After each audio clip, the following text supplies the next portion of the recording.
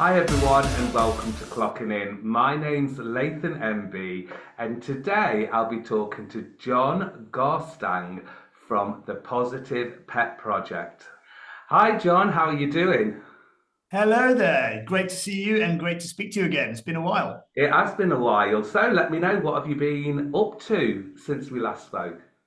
Goodness me. Well, I've been a busy chap. I've been, as you know, I live on the Greek island of Rhodes and I specialize in animal welfare, animal rehabilitation, and dog training here.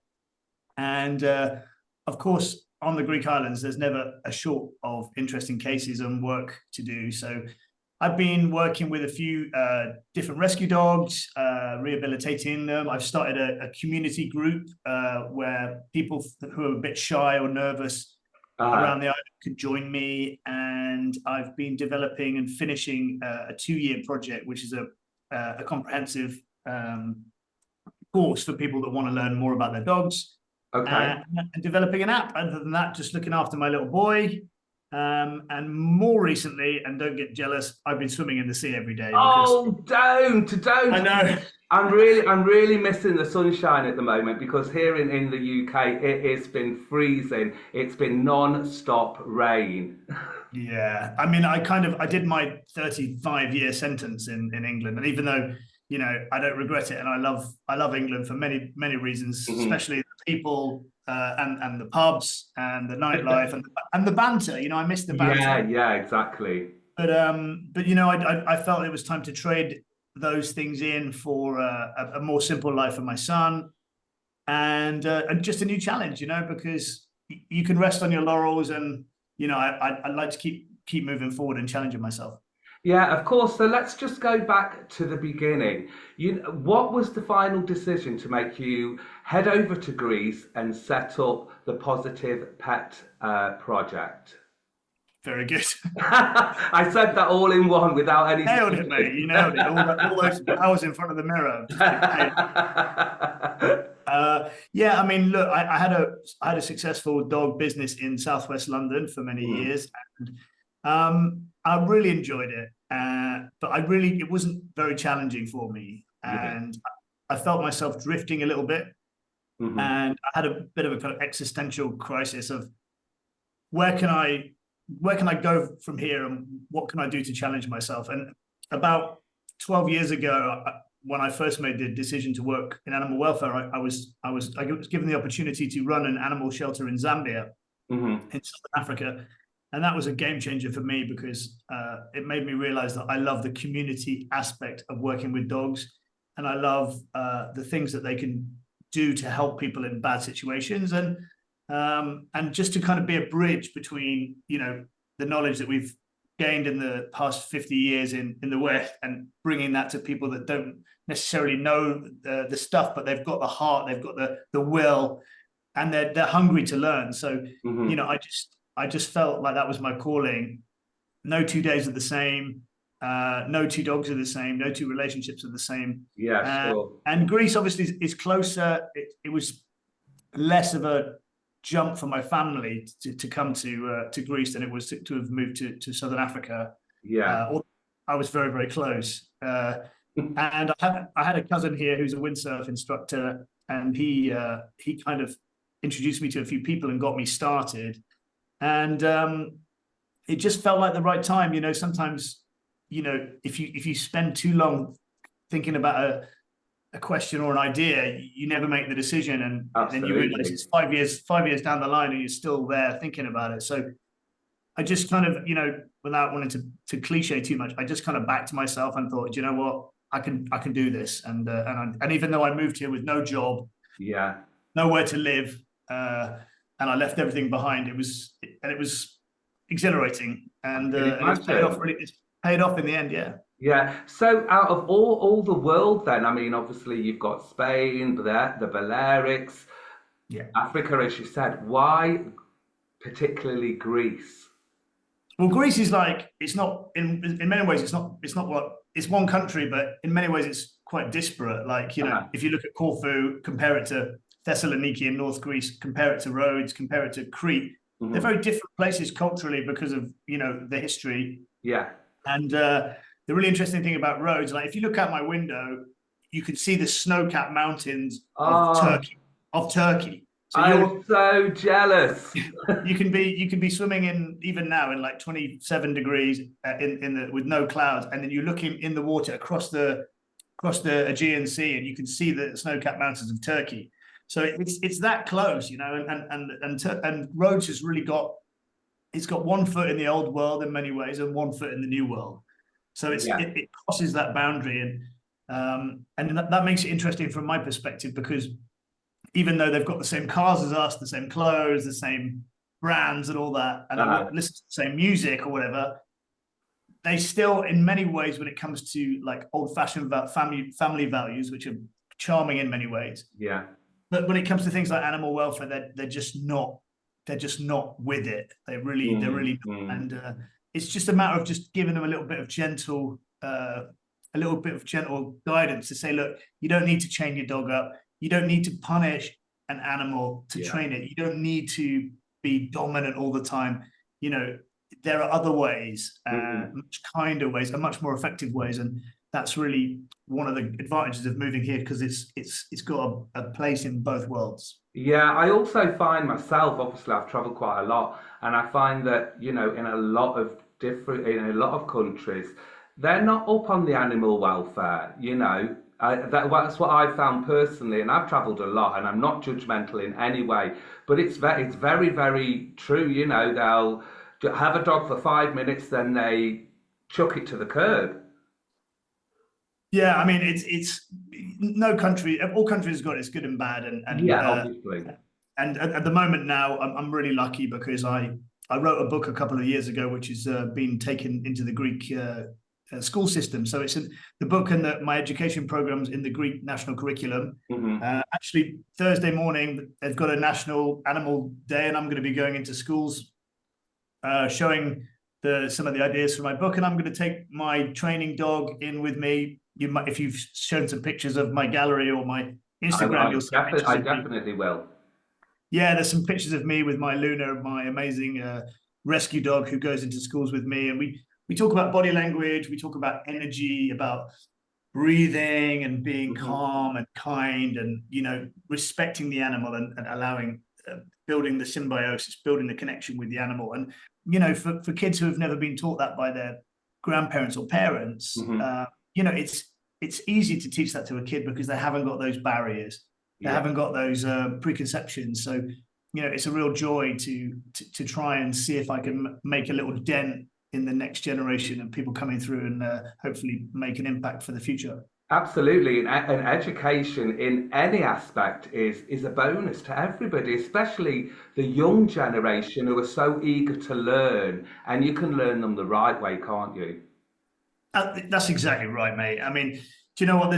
No one wants some, stuck up or cocky bloke coming over to a country saying, you should do things this way. It's just, I mean, even just thinking about it makes my skin crawl. Yeah, yeah. But what I do try and do is I try and identify where there is a passion for it, where there is a lust for it, where there is an energy for a change. And then, okay, say if there's a group of volunteers over there and they want to make a change, but they don't know how. Yeah. I can say, look, I can give you some tools that you might not have already. And that's kind of what I've done here, because otherwise you can push and you get pushed back. Yeah, yeah. And in many countries I've worked in, people have been really open to my teaching, but in Greece, not so much, And why do you think that is? Do you speak Greek? No, I don't. My Greek is really bad, but my son is fluent. My son is completely fluent in 3 languages, actually. Oh, fantastic. Yeah, he's from my perspective, it's trying to turn a negative into a positive. So I say, well, yeah, I don't speak Greek, but okay, number one, every school's got an English teacher. So yes, yeah. Number two, when you're communicating with a dog, you're not communicating through language. Yeah. When people say my dog won't understand the language, they're missing the point, because it's about the cues, about the body language and the tone. It's not about the words. If you get to a high level, people think that you should teach the dog commands, and then you teach them other stuff afterwards. It's the other way around. Yeah. You know, you can teach a dog so much about where it stands with you just by the way you hold yourself, the way you conduct yourself, the way you breathe, and the way you interact with what they give you. Yeah. Yeah. That's really, yeah, very, very interesting. So that's my excuse for being lazy and not learning Greek. But I should imagine it's quite a difficult language to learn, is it? Listen, it's a fascinating language, and Yeah. they put little things together. So you have a word like we steal a huge amount of Greek especially in things like terminology about medical stuff like Uh-huh. psychotherapy, anthropomorphism. These are all Greek words, and it's taking little words, and like the word pandemonium. You know, we Yeah. say it's pandemonium.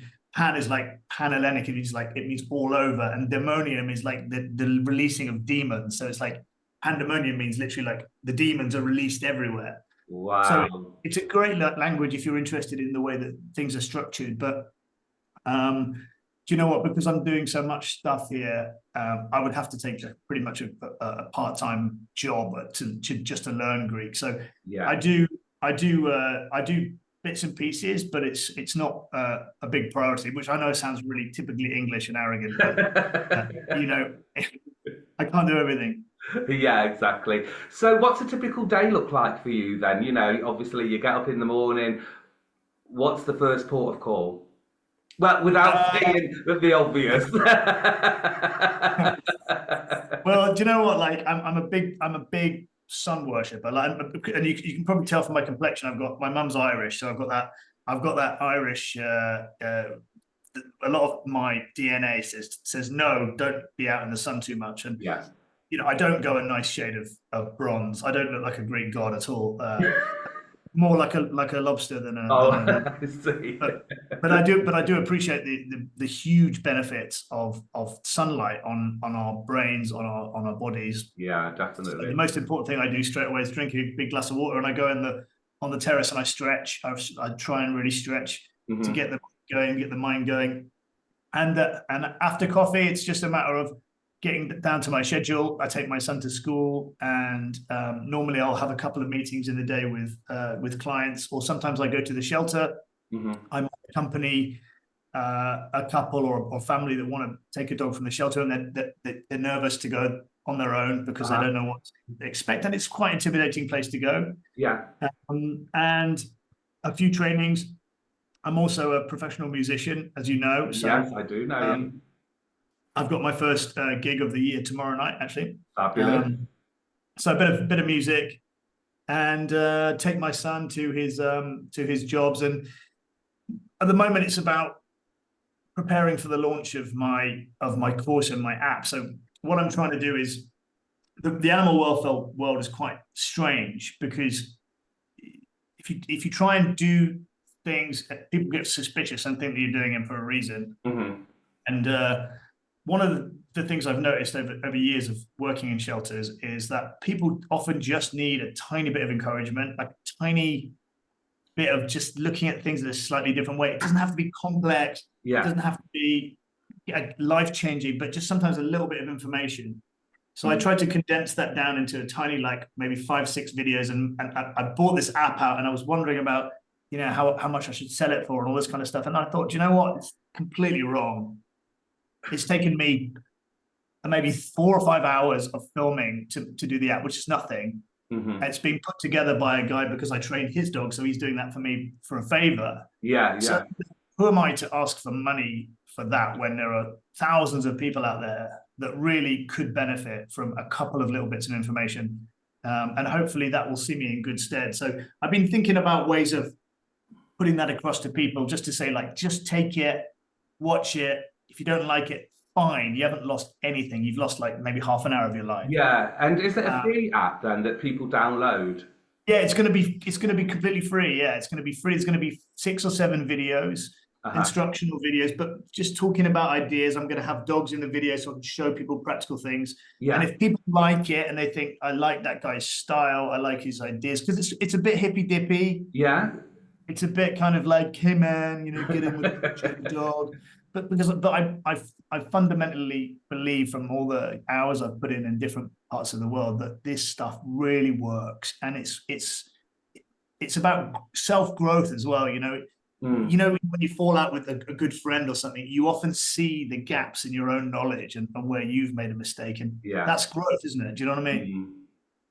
Yeah. So, how do you receive the dogs then? Do dogs get donated to you, or do you find them on the side of the road, or what? I'm a bit confused myself, obviously, because I'll be the first to put my hands up and say I know nothing about dogs or pets because I've never had one myself. So how do the dogs come to you, or do the owners bring them to you and say, "Listen, my dog's a little bit naughty. Can you teach it a little bit of discipline?" Well, I could write several books on things that I don't know about dancing, and the stuff that you're fantastic at. We've all got different skills and different drives in life. So, there's one of the great things about interacting and doing something like this great podcast is you get to share ideas and talk to people with different ideas and disciplines. Absolutely. I think that's probably one of the greatest things about the internet. Yeah. It's social media, so we can share with people. Mm-hmm. So the problem with living in a little island like this and pretty much being the only person that does what I do. Yeah. It started off, with me going around and looking for things and trying to help, but very soon it just became, okay, that's the guy to call when someone, and it got ridiculous. It's like, my dog got a thorn in its foot, and let's call him. And I'm like, what are you doing? This is not my position.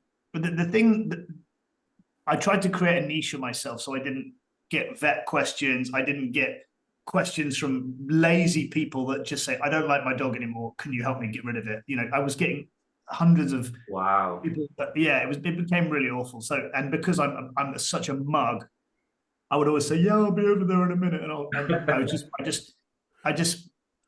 I created a rod for my own back for the first couple of years I was here. So in answer to your question, most of the rehab stuff comes from someone who's either found a dog by the road and they want to find it a new home, or they found it a new home and they just want a little bit of work done with it to make it a bit calmer and a bit less reactive to maybe kids or other dogs. So I can do that by bringing them to where I live, and I've got a big space and a lot of very nice dogs to work with. Mm-hmm. There are organizations. There's a famous young lady, Charlie, who's English, but she's half Greek. She's got this. If you go on the Art Animal Sanctuary on Instagram, she made some quite popular videos about bringing an animal sanctuary over from England to Greece. Mm-hmm. And she called me a while ago about doing a dog training for her. So I flew to Athens, picked up the dog, flew it back, took it for 2 months, and then flew it to Berlin, where it now lives. Mm-hmm. So these are the rehabilitation works that I generally get through organizations. Yeah. There's a lot of organizations saving Greek animals. And then the behavioral stuff is generally just people saying, my dog barks at me, my dog, eats ice cream when it shouldn't, or whatever. And they want me to just to give them some advice and give them some objectivity on that. But, it's not my job really to tell people how to live their lives. It's my job to just point out what I see in the moment and then they can make a decision if they want to fix it or not. Yeah. So how many dogs do you have at the moment then? I've got my two old ladies from England who I brought over, mother and daughter. They're very old and decrepit, but they're my two oldest loves of my life. Oh. Winnie and Rhubarb. And then I've got Luna, who's the dog I rescued 3 years ago, who is she's the dog who I do my projects with, my school project. She's the one who I do all my training with. She's my boss dog. She's the one who I work with every day. She's an absolutely phenomenal animal. And at the moment, I've got just little Karma, who's another rescue dog whose owner's sadly away with a sick family in Athens. So I'm just rehabilitating her. I had her by accident, but she spent a week at my house and she's already completely changed. She's become so much more confident and open. Because sometimes when dogs display fear or whatever, anxiety, it's very difficult to understand whether we're feeding it and reinforcing it rather than trying to reinforce the bits of strength that we see. So I always try and teach people to look for those moments of strength and clarity and peace, and to reinforce that. Yeah, and also, do you think the dogs pick up on the human behaviour where Oh, they're 100%. physically living? I mean, for all that, no matter how good you are at reading dogs' body language, and I'm pretty decent at it, I can't compete with a dog when it comes to reading our body language. You can never compete with them because they're not working with verbal cues. It's very, if you imagine someone who maybe can't see so well or whatever, they have to learn to up other parts of their senses. And I guess it's probably a little bit like that with a dog. They can certainly tell and read our next actions and reactions. And often the way that they behave when we look at them is based on something that they can anticipate us doing in the future, in the next few minutes. And because they're reading us, we work in patterns. They know when we're going to get up and go to the fridge, or we're going to get up and go to get our keys to take them for a walk. They know what's going on as soon as it happens. Mm-hmm. And it's because they can read us. So it's our responsibility to check ourself and the way we move and behave and breathe and stuff like that so they can get good and better cues from us. Now, I know my brother's been he's dying for me to ask this question for you. He's got a dog. I'm not sure what the name of the dog is. I think it's some kind of bulldog or something like that. But it constantly chases its tail round and round and round and round. Any ideas of what that could be, so I can relay the information? Yeah, I mean, one of the big problems is we had, and this is with everyone, is we had the pandemic. Yeah. The pandemic changed all of the patterns that we work in, and it made it very difficult for our dogs to get the stimulation that we need. So dogs they need stimulation. They need the two main types of stimulation. They need the mental stimulation, things to do, puzzles, or just interactions, sniffing things, and they need the physical stimulation. All dogs have got different levels. Some need more of one, some need more of the other, some need lots of both, some need little of both, whatever. So the chasing the tail thing, it could be a lack of stimulation. It could be if the guy is reacting a certain way when the dog does it, it could be as a trigger to try and get some attention. Yeah. It could be because the dog is frustrated or bored. But also, if the dog seems it's in distress, then it's always good to go and see a vet straight away. But just in case there's something that's triggering it, because dogs can't say, "Look, I've got a pain behind my ear," or "I've got this weird thing in my stomach." They can't do it. So when we try and guess what's wrong with them, they can't tell us. So that's the point when you take them to a vet. But I would say that if the dog is chasing his tail a lot, maybe try and think of ways to give him more stuff to do, like find some games to do, find some sniffing mats, find some chew toys, teach him how to hide things in the garden, make him wait, and then put things around the little puzzles for him to do. There's lots of little stimulating things for him to do. And if you build in a structure where he's getting good quality walks, maybe if he's interacting with other dogs occasionally, if he's good with other dogs, then if a dog is good with other dogs, that's invaluable for just burning all that energy up. And I think you'll find that if he builds in the structure with mental, physical stimulation, then you'll probably find that the chasing of the tail will probably dissipate quite a lot. Okay, now I do have some questions from my Instagram broadcast channel, which I'll ask in just a second. But I was going to ask you something and I completely forgot what I was going to ask you. Well, you know what? I always think that's one of those things where the harder you look for it, the more difficult it is to find. So if you just crack on, I'm sure it'll come back to you. I'm sure it will. Right, let's go to some questions from my broadcast channel, if you don't mind answering them. Now, I don't know what all of them are, and these questions are not from me. I just want to... Well, I'll do my best. That's all I can do. Okay, this first one is from Kylie, and she wants to know, why do dogs always sleep with their butts towards you? That's brilliant. Well, I don't know. But they do though. A lot of them do. Yeah, I think that's very true. Well, do you know what? Like, I don't know how many dogs Kylie slept with to see how many. They do. I don't know really. Like, I guess. I think she means probably when she starts sitting on the couch and then the dog's there and it's nodding off and it always seems to show its butt in her Yeah, face. yeah.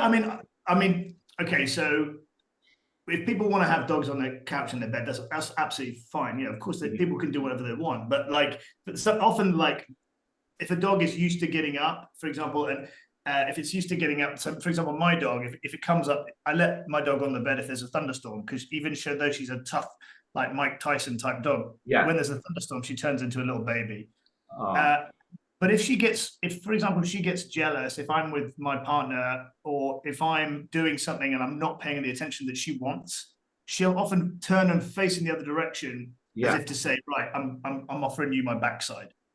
And also, I find with dogs sometimes if they're bored, if you're in a place and they're on a leash, they'll often lie and face in the direction that they want to go. So they'll lie and face in the direction that they are. So I don't know. Maybe it's because they're maybe anticipating the next play, which would be once the time on the bed is finished, they get off. Maybe they just like to blow off in your face and see the effect it has, because they like to see the effect it has on you when Yeah. because who Like to doesn't see go, oh everybody my run for God? cover. Yeah, but if you make a big fuss every time someone does something, think about, I mean, we're all the same, even us adults, if someone gets a laugh, then you're gonna keep doing it. I can't speak specifically for a dog, but in my experience, I've not noticed they necessarily have their butt in your face, but I've noticed that dogs like to snuggle into you as well. Yeah, that's absolutely true. Okay, this next question is from dog mortician. Is it harder to train an elderly dog, an older dog? So I always say, like, if you imagine like trying to tell your uncle or your grandfather that one of their ideas about something like politics or a football team is wrong, it's much harder to convince them once they're older than it is when they're younger, Uh-huh. because they have their ideas in place. They have habits. Like, a lot of behavior is about habits. It's about how many times have you done this, how many times have you told that story to yourself, and Yeah. that's the habit that's ingrained, and it becomes physiological. I think that I always say you can probably convince your dad to change an idea about his politics or something, but you'd have to make a really compelling case. That's what I always say. So the idea there is, like, it's possible. Of course, you've got more stuff to go through, because you're going through learned behavior and habit. Yeah. But if you already think that it's impossible, you've lost before you've even started. So I would say that you have to make a really compelling case. So if the dog's a little bit older, you need to really go for it. You need to be like, okay, so for example, if your dog's always slept on the upstairs or something like that, or if your dog's got problems with its legs and now it can't climb stairs anymore, and you have to teach it for its own good, then you've really got to go. You've got to go all in, and the dog's going to resist, and it's going to be like, no, I want to come upstairs, and I'm going to bark, and I'm going to howl, and you're going to be like, look, mate, this is for your own good. So I would say, obviously, it's harder the older the dog gets, but it certainly doesn't make it impossible. And it's Yeah. you've really just, I mean, some young dogs are really stubborn. Yeah. Yeah. Try Absolutely. and train like a chow chow or something like that. Sometimes when they're really young, they just, I'm not going to do it. Mm. Or you try and train I work with a lot of big shepherding dogs, Anatolian shepherds, Caucasian shepherds, Greek shepherds, big dogs, and they're not pets. They're bred to like sit around in fields all day looking tough Yeah. and very cool. And you try and get them to do pet stuff, and they're like, nah, thanks, I'm not going to do that. So, dogs are idiosyncratic. They're individuals like we are. So you might find an old dog that's really easy to train, and you might find a young dog that isn't. But generally, age does matter, but it doesn't matter. It's not everything. Okay, here's one for you with you just having the app. This is from Smacks. Do training apps actually work? This is right up your alley. well, well, listen. It's like saying having a personal trainer or watching it on YouTube. First of all, you've got to. Okay, number one, there's so much material out there. It's a paradox. There's so much choice out there. It's like, even just imagine if you want to start working out and there's like 50,000 people and they're all doing different things. It makes it impossible. So, you've got to first of all work out what you want from your dog. Like, what do you want from the relationship with your dog? What do you expect? clarify that in your mind first. Like, really make it clear. Like, I really want my dog. I don't want it to be a robot. I don't want it to be an automaton. I want it to be a cool, friendly, happy dog that is only good and well behaved because I'm trying to keep it safe, and it's going to be polite, and all these things that we want from our dog. And then you've got to ask yourself, okay, how do I make that happen? And you start off with, it all starts with you. Yeah. An app can do, first of all, you need to find out whether the person or the organization that's made the app has got the same philosophy as you. You know, I don't want any forcing, any punishing, anything like that. I want kindness and force-free and a positive reinforcement. You've got to work out if that's working for you as well.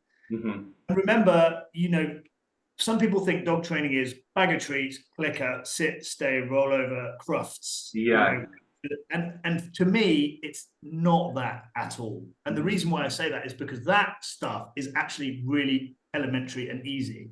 Yeah. It's just mechanics, operant conditioning. Obviously, there are stages, and some of them are much harder than others. I'm really into classical conditioning, so it's a reflexive behavior. It's building the confidence, making the dog feel comfortable, building rapport and symbiosis. So a short answer to that is apps. They can work, but you've got to get the right app. So get my app when it comes out, and take it from there. Absolutely. And what's just remind people what your app is called. So the app, which isn't out yet because it's just in the process of being built, but if you go on my Positive Pet Project Instagram page, or you follow me, Jon Garstang, wherever it is on Facebook, which I'm happy for you to follow my personal Facebook if you want. If you just keep an eye on that, you're gonna be fairly notified when it's ready. And I'm just gonna ask you to just download it. I'm gonna give you loads of like cool advice, and you can just reach out to me personally if you ever have any questions. So you're not going to get a better offer than that from the app front. So yeah, just drop it. Well, in the description, I'll leave all your clickable details so everybody can get hold of you. Let's go to another question. And this one, let me see. I've done that one. Oh, here we go. This one's from Kate. How can I stop a French bulldog from chewing its paws? Ooh. Interesting. I don't ask the questions. Well, this is quite a similar one to the chasing the tail one. I mean, the chewing of the paw that's not necessarily a healthy thing for a dog to be doing. So yeah. I'm not a vet, so I would definitely say, you know, go to a vet first, because there might be something going on with the dog that needs addressing. It could be any number of things. It could be neurological, it could be frustration, it could be something actually to do physically with the paw.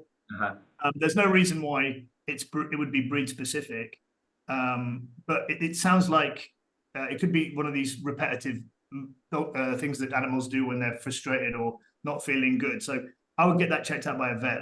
That's something that I wouldn't want to comment on any further than that. Yeah, and I suppose it's like humans, they bite the nails for no reason. Or it could be for nerves or anxiety or... Exactly. And if the dog is in some discomfort, it can't tell you physically. So you have to read the signals the dog gives you and go and see it. And when you go to the vet, make sure you tell them specifically what's happening and why you're asking the question. Yeah. Okay, then. This next question, John, is from Big Vince. What's the best dog breed that doesn't molt? Well,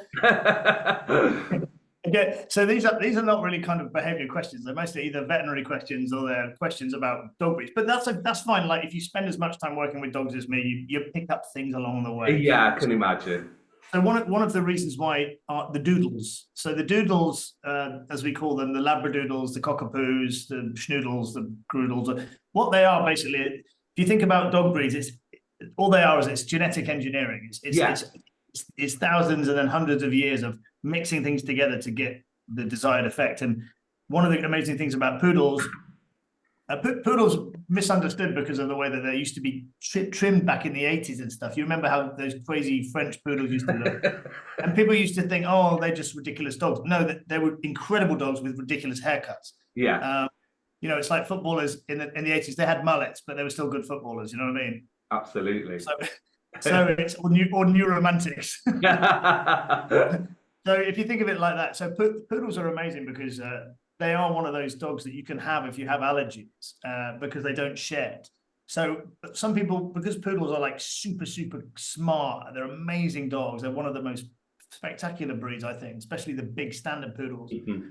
People thought, okay, I want the poodle, but I don't want the high maintenance nus of a poodle. So they started mixing them with golden retrievers, golden doodles, Labradors, labradoodles, cocker spaniels, cockapoos. So what they wanted is they wanted a less high maintenance poodle, but with the same ability to not shed and to be good if you didn't want hair all over your house or if you don't want to sneeze or whatever.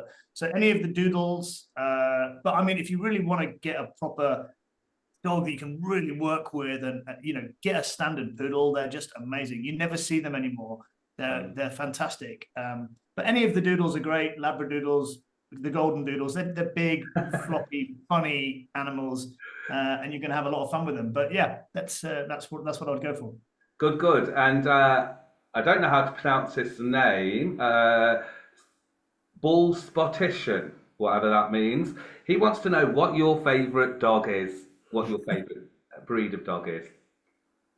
Well, I've been really lucky because I used to live in a very wealthy part of London where I got to see all these incredible breeds which you would never normally see, like these Hungarian Vizslas and all these obscure Italian breeds and all different types of mastiffs. I mean, I'm a big dog fan. I love the big ones. But what I really love, I like big dogs that behave like small dogs and small dogs that behave like big dogs. Yeah. I love the big shepherding dogs, Greek shepherds, Anatolian shepherds. They're not great pets, but my dog Winnie, who is my love of my life, she's a cross between a Rottweiler and a Staffordshire Bull Terrier. And a lot of people would wince when they hear that. If you get the good bits of the softness of the intelligence of the Rottweiler and the silliness of a Staffy, and you bring them up beautifully, then any of those kind of Staffy crosses, they're fantastic dogs. But I've also, because I've worked in so many shelters, I've met the most mongrelly of mongrels, and they're amazing as well because you never quite know what you're going to get. So do you know what I mean? It's like it depends on my mood, but they're all great. Okay, and talking on that, this one's from Will, and are some breeds friendlier than others? I don't know if you look at it from that perspective, I would say some dogs are closer to working breeds. So like you've got to see how often that they've been bred since they were actually really working. So if you're thinking about things like collies, Jack Russells, Malinois, these dogs are working dogs and they want to work. They want to be doing stuff. They don't want to sit around on the couch all day. So people might misinterpret their behavior as being unfriendly, but in fact they don't want to just lie around and be fussed and fed. They want to be doing stuff. Yeah. I think that to a large degree, dogs can be a mirror to us. So if we're friendly people and we give that dog friendly signals from day one, that we want to interact and love it from a friendly perspective, we're going to get a friendly dog. I mean, from my experience, dogs like Labradors, the archetypal kind of British dog, they're always friendly. They'll do anything for food. They're very loving. And you do get a lot of dogs that are quite aloof. They can stick their nose up at you. Like often Akitas can be like Japanese Akitas, even Huskies.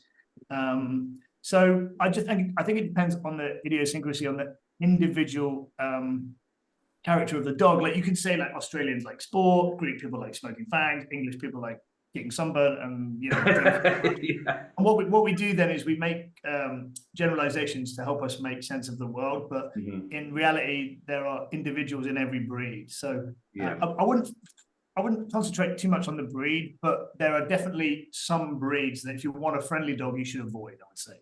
Yeah, this is a question for me actually, because as you know, I don't know a lot about dogs. But is that saying true that there is a runt of a pack? Is it called a runt of the pack or something? Yeah, it's I mean it's this isn't just with dogs, this is with many animals, and it's because it's access to resources. It's like when they're born, they need resources, they need the milk, or they need to get whatever they can, and nature can be very, very cruel. And Yeah. so because we're involved in the process, because dogs are genetically engineered by us, then it's our responsibility to see that if there is a run, then we make sure that it gets enough access. But often, like, it's a bit like the smallest kid in the family. Often they can be the ones that rise the highest because they've had to work harder. Yeah. So you definitely do get, of course, you get runts of the litter. You get runts in all animals, really. But I would say, as long as you manage that correctly, then it shouldn't make any difference on how the dog develops. Right. Okay. And here's one actually. This is from DZ. Are some dogs gay? I'm only Uh, asking the questions, that's all. do you know what? I think because they haven't got these social issues that we have. I mean, if Hmm. you imagine if we just did away with all the social problems and we could just like fancy whoever we wanted, we'd probably behave a lot differently to how we behave with all the social stuff behind us. Do you know what I Yeah. mean? You Yeah, could say definitely. so. I think that it's one of the things we can learn from animals is that they're much more liberal than us in many different ways. Because there's no stigma, there would because imagine if a dog was gay, there wouldn't be any stigma attached to it. Of course, So no, there'd be no so gossiping behind the back, would there? yeah, Like humans exactly, do. exactly.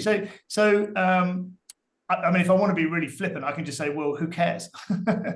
Well, but exactly. but I don't know.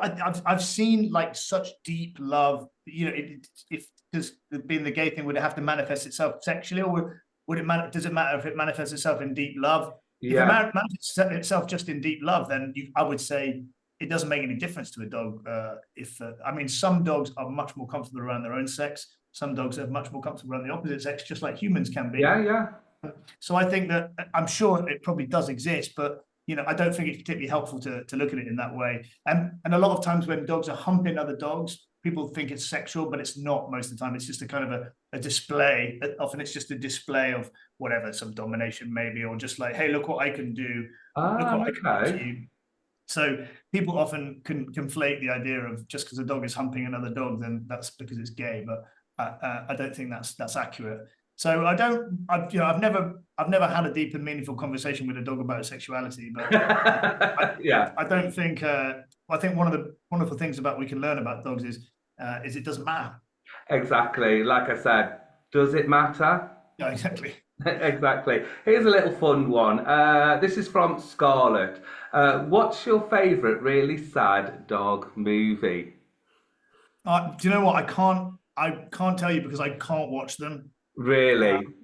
no, I avoid them because I don't want to put myself through that. It's funny because my girlfriend's always saying, "Why do you?" I love a good horror film. I Oh, love me a too. Me I too. love it, and I think that horror films are made often by the most interesting types of filmmaker. The really nerdy people who love the genre, and it was like, Mhm. "Would you put yourself through that?" And I'm like, "Well, it's part of the experience." And I think that I'm a bit of a wuss when it comes to I've never watched Marley and Me. I've just never watched it because I know it would be hard for me to watch. Yeah. And it's kind of ironic in a way because I spend a lot of my life in animal shelters where there's real sadness and Mm. death and horrible stuff going on all the time. But I think I get sad even when I watch Dumbo and they give up Dumbo Yeah. and the elephants gang up against the mother, and I get sad watching that. So I'd rather watch a good slasher or Oh, absolutely. I'm with you all the way. I love a good horror movie. I but love yeah, I them. mean, look, I don't. I see enough sadness with dogs in real life, and um, I mean, I used to watch The Littlest Hobo when I was a kid. That's how old I am. So I anything like that when the dog leaves, and it does choke me up a bit. So Yeah. I I don't, I avoid don't, them. But I don't know that one, The Littlest Hobo, but I do remember Lassie for some reason. like, well, it's a classic, isn't it? Yeah, it's a classic. And what is your top 10 tips for training a dog? Well, first of all, I want to make it really clear that Yeah. I'm interested in the relationship between the person and the dog. Right. Okay. It's not about the dog per se. Mm-hmm. So a lot of the things I'm going to say would apply to any relationship. So the most important thing is draw up boundaries. So clear boundaries where the dog knows what's going on in its life. I don't want you begging at the table. Make sure you go and pee outside or whatever. So boundaries is really important. Work out the things that your dog does that you love and you want to see more of. Work out the things that your dog does that are inappropriate or you want to see less of. Barking at strangers or scratching at the door, whatever it can be. Make sure that your dog has always got enough clean water. Make sure that your dog has got enough mental stimulation. So make sure it's always got things to occupy its mind. Mm-hmm. Always make sure that it's got enough physical stimulation. So it's got enough, walks and runs and plays and things like that. Keep a very close eye on your dog's physiology and body language to make sure that it's giving you signals to see if it's always okay, mm-hmm. or if it's stressed. And if not, ask yourself why. Try and encourage your dog to at least be comfortable around people, from a young age, get used to maybe being handled gently. Some dogs, again, like us, they're not massively fond of being around groups of people. Some dogs don't even really like hanging around with other dogs. And that's, again, it's idiosyncratic, it's specific to the dog. So respect your dog's individuality. I know this sounds strange, but remember they're different and they're all different. And if you're like my kids, like my girlfriend, he's not that sociable. Like she's not that sociable. I'm like super sociable. Yeah. And I can't expect everyone to be like me. Yeah. And you can't expect your dog to be like every other dog. Embrace its individuality and try and make sure it's always felt comfortable and don't worry if it's not like all the other dogs. It's just that some dogs are just built like that, and that's absolutely fine. Try and just make sure that your dog has a good diet. Make sure it gets enough sleep, and do you know what? Just enjoy the process, because there's no perfection, there's no end goal. It's a relationship, it's a process, it's a thread. Enjoy every second of it. Mm.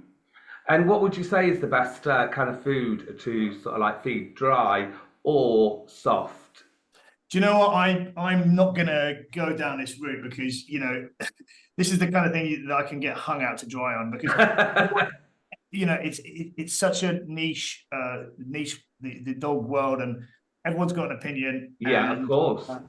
And I know what I do. What I do is I make a broth, like a bone broth, like you would do as if you were a chef. If you're going to make stews, mm-hmm. I use leftover bones, or I go to the butcher's, I buy bones, and then I boil it up in a pressure cooker to make a broth, like you would drink it if you were an athlete or something. Yeah. Use that with very good quality dry food, which is very low in carbohydrates, very high in proteins, and sometimes I'll put some rice in there. Sometimes I'll put some vegetables in there, I try and keep it as natural as I can, and keep an eye on how that makes the dog on a day-to-day basis, and just tweak it. You don't have to follow the instructions on the packet all the time. Use your instinct. Sometimes you don't want to eat 3 meals a day, do you? Sometimes you just want to eat once. Sometimes you want to eat 6 meals a day. It depends on your mood. So think of it like that. Okay. And just remind people of where they can get in touch with you if they have any questions. Yeah, do you know what? Like, this has been a lot of fun, and I really appreciate you having me on. And I'm always happy to answer people's questions. If I can help, I will. If I don't know the answer, I can always refer you to someone who might, because I'm not, the oracle of dog stuff. I'm just good at my niche, which is rescue dogs, rehabilitation, and building rapport between people and dogs. That's my real niche. So, if you have any questions around those topics, you can find me obviously by my name there, Jon Garstang, on Facebook. Instagram is Positive Pet Project. My website is positivepetacademy.com, and on that website there'll be opportunities if you ever want to do a consultation, if you're if you haven't got access to someone you can talk to about a dog problem, and you want to just reach out and you want to do a consultation like an hour long, we can organize that. You can just drop me a line and we can do a Zoom call like this. I can talk about your dog and we can meet and go through things. You can get my app when it's ready, as soon as it's ready. That's what I was waiting for. I know I'm really bad at this. If you sign up, you make friends with me on any of these things, you're going to see when the app is ready. I'm going to put it out there. I've got a YouTube channel as well, Positive Pet Project, with some stuff on there. I'm going to have to get off my arse and do some work on that when the app comes out. Once the app is out, once you've downloaded it, if you like what I do and you really feel like my philosophy works for you and your dog, there'll be access to the course on there. And the course is like massive. It's like 7 hours of basically everything I know. There's about 30 different dogs on there that I'm working with. And it's just me blathering away, and there's lots of info on there. So yeah, but thanks for following my progress. What I'm trying to do in Greece is create an education program to inspire the next generation of kids and animal parents, and hopefully we'll be able to move that philosophy and idea onto another country next after Greece. Fantastic. Thank you so much for your time. I know that I'm a lot more knowledgeable about doggy stuff now. Brilliant. Well, it's a pleasure. It's always nice to talk to you, and I look forward to talking to you again sometime soon. And remember, as I said, if you ever fancy coming over to Rhodes, do you know what? You shouldn't have said that. I'll be moving in. I'll be moving in next week. No worries, man. Well, you come here, mi casa su casa. Well, I'll show you around. Fabulous. Thank you so much for your time. Have a fantastic evening, and I will speak to you very soon. Thanks, guys. As we say, Fela in Greece, Filakia. Bye. Filakia.